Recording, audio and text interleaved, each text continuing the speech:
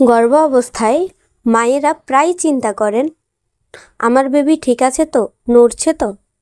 হঠাৎ যদি নড়াচড়া কমে যায় তবে কি, কেন বিপদ আছে?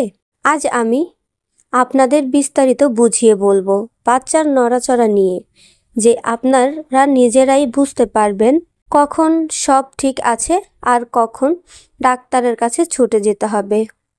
এর বিস্তারিত জানতে ভিডিওটি সম্পূর্ণ দেখুন।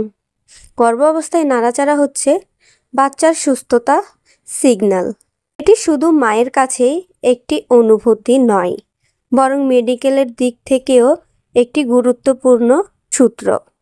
প্রতিটি মায়েই নাড়াচাড়া বিভিন্নভাবে টের পান।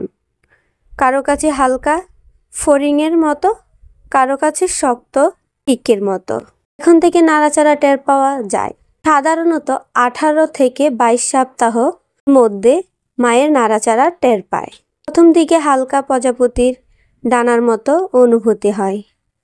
আপনি যদি এখনও বেবির নড়াচড়া টের না পান, ভয় পাবেন না। সময়ের সঙ্গে এটি স্পষ্ট হয়ে উঠবে। 28 সপ্তাহ পর এই সময় থেকে নড়াচড়া নিয়মিত হয়। প্রতিদিন গড়ে 10 বার নড়াচড়া টের পাওয়া উচিত। তবে এটা দিনের মধ্যে ভাগ হয়ে হয়, একেবারে 10 বার নয়। বাচ্চা ঘুমালে নড়াচড়া কম হয়। মায়ের খাবারের পর বা বিশ্রামের সময় বেশি নাড়াচাড়া হয়।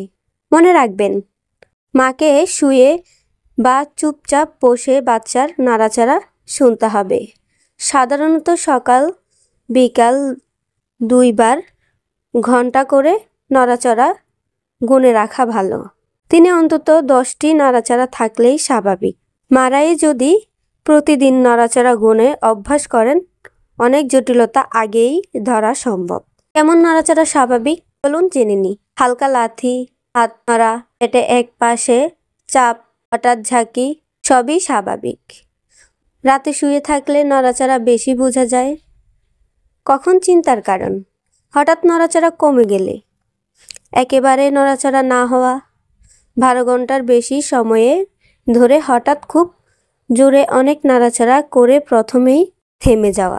মায়েরাই খেয়াল রাখবেন বেবির নাড়াচাড়া যদি আগের মতো না লাগে, এটা কিন্তু সতর্কতা সংকোচ। তখন কি করবেন? একটু বিশ্রামে যান, চুপচাপ শুয়ে বাচ্চার নাড়াচাড়া টের পান। ঠান্ডা পানি বা মিষ্টি জাতীয় কিছু খেয়ে দেখুন নাড়াচাড়া হয় কিনা। তবুও না হলে সঙ্গে সঙ্গে ডাক্তারের কাছে যান। কেন নাড়াচাড়া কমে যেতে পারে? শিশুর ঘুম, মায়ের শারীরিক অবস্থা যেমন শর্করা কমে যাওয়া, ক্লান্তি, বাচ্চার অক্সিজেনে বা পুষ্টি কম হওয়া, প্লাসেন্টার বা নাভির সমস্যা।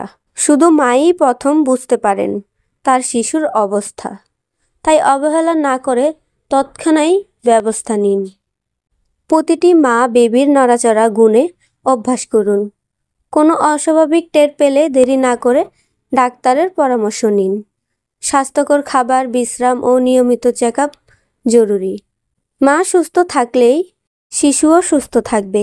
তাই বাচ্চার প্রতিটি নাড়াচাড়াই ভালোবাসুন, খেয়াল রাখুন। মনে রাখবেন, বেবির নাড়াচাড়া তার জীবনের সুরক্ষিত সিগন্যাল। সতর্ক থাকুন, নিরাপদ থাকুন। আরও নতুন নতুন স্বাস্থ্যকর ভিডিও পেতে আমার চ্যানেলটি সাবস্ক্রাইব করুন।